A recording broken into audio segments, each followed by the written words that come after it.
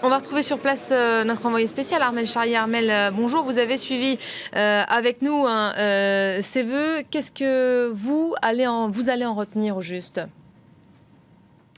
C'est vrai qu'on a eu toute une série en fait de propositions de François Hollande sur les réussites qui ont été menées sous son quinquennat, l'intervention de la France en Centrafrique, l'intervention de la France au Mali, le rôle déterminant qu'il reste toujours à jouer en Afrique. Il y a eu aussi la réussite qui a été menée avec le duo avec Angela Merkel sur la crise en Ukraine, beaucoup question du terrorisme aussi. Il faut prendre en fait ces vœux dans le contexte dans lequel ils sont, c'est-à-dire celui d'un président qui n'a pas une campagne aujourd'hui pour parler de son quinquennat et qui donc du coup se gratifie lui-même de la politique qu'il a menée. Les faits sont importants. La France effectivement a été présente sur de nombreux terrains.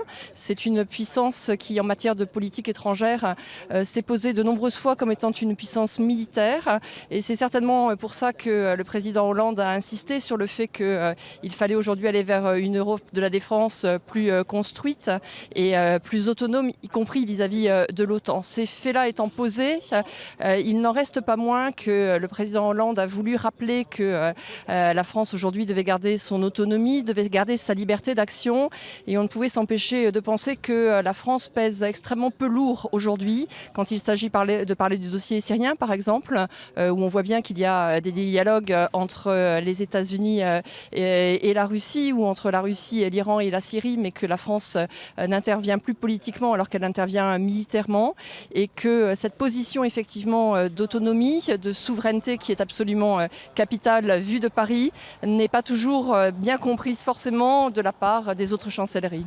Il y a un autre dossier qui a été évoqué parmi tant d'autres, évidemment, c'est celui du Proche-Orient. Paris va accueillir dimanche une conférence à ce sujet. François Hollande estimait que seules des négociations bilatérales entre Israéliens et Palestiniens pouvaient déboucher sur la paix, ce qui a fait l'objet d'un commentaire par Benyamin Netanyahou qui a rejeté ces discussions qui se profilent. Ça fait partie des dossiers qui restent en suspens.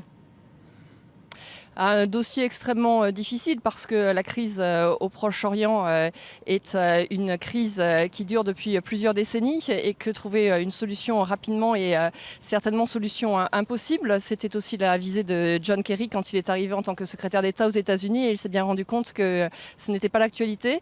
Alors Paris effectivement veut avancer sur ce dossier, en tout cas donner des positions positives, voir quelles sont, avec des libérations de prisonniers et des échanges de prisonniers, quelles sont les points de dialogue où l'on pourrait enclencher de toute manière un nouveau dialogue. Mais la réflexion de Benyamin Netanyahou montre effectivement que pour l'instant tout cela est au point mort. Voilà.